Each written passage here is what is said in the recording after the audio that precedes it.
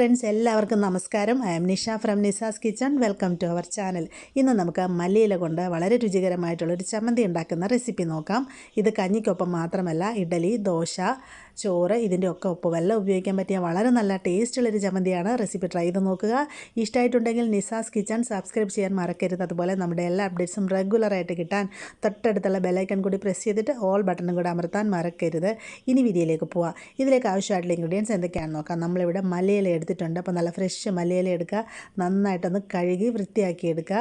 അതിനുശേഷം നമുക്കിതിനെ പൊടിയായിട്ട് അരിഞ്ഞ് ഏകദേശം ഒരു വലിയ പിടി മല്ലിയിലയാണ് നമുക്ക് ചമ്മന്തിക്കായിട്ട് വേണ്ടത്. ചെറിയ ഉള്ളി അരിഞ്ഞെടുത്തത് 8 എണ്ണം, വെളുത്തുള്ളി 4 അല്ലി, ഒരു തണ്ട് കറിവേപ്പില, ഒരു ചെറിയ പീസ് വാളൻപുളി, തേങ്ങ ചുരണ്ടി എടുത്തത് 1/2 കപ്പ്, ഏകദേശം 5 ടേബിൾ സ്പൂൺ, മുളക് പൊടി 1/2 ടീസ്പൂൺ, മഞ്ഞൾപ്പൊടി 1/4 ടീസ്പൂൺ, വെളിച്ചെണ്ണ 1 ടേബിൾ സ്പൂൺ, ഉപ്പ് ആവശ്യത്തിന്. ഇനി നമുക്കിതിൻ്റെ പ്രിപ്പറേഷൻ നോക്കാം. ഞാനിവിടെ ഒരു പാൻ സ്റ്റൗവിലേക്ക് വെച്ചിട്ടുണ്ട്. ഇതിലേക്ക് നമുക്ക് 1 ടേബിൾ സ്പൂൺ വെളിച്ചെണ്ണ ഒഴിച്ച് കൊടുക്കാം. അപ്പോൾ ഈ ചമ്മന്തിയിലേക്ക് വെളിച്ചെണ്ണ തന്നെ ഉപയോഗിക്കുക, എന്നാലേ ഉള്ളൂ നമ്മുടെ ആ ചമ്മന്തിയുടെ ആ ഒരു നാടൻ ടേസ്റ്റ് കറക്റ്റായിട്ട് കിട്ടത്തുള്ളൂ. അപ്പോൾ നമ്മളിതിലോട്ട് 1 ടേബിൾ സ്പൂൺ വെളിച്ചെണ്ണ ഒഴിച്ച് കൊടുത്ത് നന്നായിട്ടൊന്ന് ചൂടാക്കാം. വെളിച്ചെണ്ണ നന്നായി ചൂടായി വന്നതിന് ശേഷം അരിഞ്ഞു വെച്ചിരിക്കുന്ന ചെറിയ ഉള്ളി ഇട്ട് കൊടുക്കാം. പിന്നെ നമ്മളൊരു 4 അല്ലി വെളുത്തുള്ളിയും കൂടെ ചേർക്കുന്നുണ്ട്. ഇതിലേക്ക് ഒരു തണ്ട് കറിവേപ്പില കൂടെ ഇട്ട് കൊടുക്കാം. ഇനി ഇതെല്ലാം കൂടി നമുക്ക് സോഫ്റ്റായിട്ട് വരുന്നത് വരെ ഒന്ന് വഴറ്റിയെടുക്കുക. ഒരുപാട് സമയത്ത് മൊരിച്ചെടുക്കേണ്ട ആവശ്യമൊന്നുമില്ല. ജസ്റ്റ് ഇതെല്ലാം നന്നായിട്ടൊന്ന് സോഫ്റ്റായിട്ട് വന്നേച്ചാൽ മതിയാവും. ഇപ്പോൾ ഇതെല്ലാം നന്നായിട്ടൊന്ന് സോഫ്റ്റായി വന്നിട്ടുണ്ട്. ഇനി നമുക്കിതിലോട്ട് ചുരണ്ടി വെച്ചിരിക്കുന്ന തേങ്ങ ഇട്ട് കൊടുക്കാം.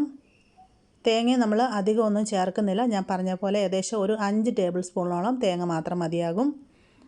തേങ്ങ ഇട്ടിട്ട് ഇതിനെ നമുക്ക് നന്നായിട്ടൊന്ന് വീണ്ടും വഴറ്റിയെടുക്കാം. ഈ തേങ്ങയുടെ കളർ നന്നായിട്ടൊന്ന് മാറി ഒരു ഗോൾഡൻ കളറായിട്ട് വരണം.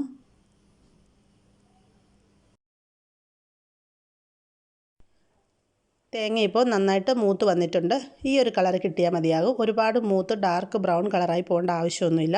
ഇനി നമുക്ക് തീ നന്നായിട്ടൊന്ന് കുറച്ച് വെക്കാം. ഞാനിപ്പോൾ ഇതിനെ ലോ ഹീറ്റിലേക്ക് മാറ്റിയിട്ടുണ്ട്. അതിനുശേഷം 1/2 ടീസ്പൂൺ മുളക് പൊടി ചേർക്കാം.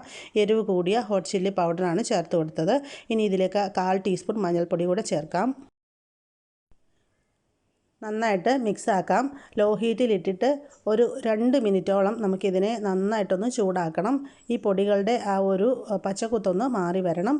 അപ്പോൾ ഇടവിട്ട് മിക്സ് ചെയ്ത് കൊടുത്തുകൊണ്ടിരിക്കുക. ഒരുപാട് ഡ്രൈ ആയിട്ട് തോന്നുകയാണെങ്കിൽ അല്പം വെളിച്ചെണ്ണ കൂടെ ഒഴിച്ചു കൊടുക്കാവുന്നതാണ്.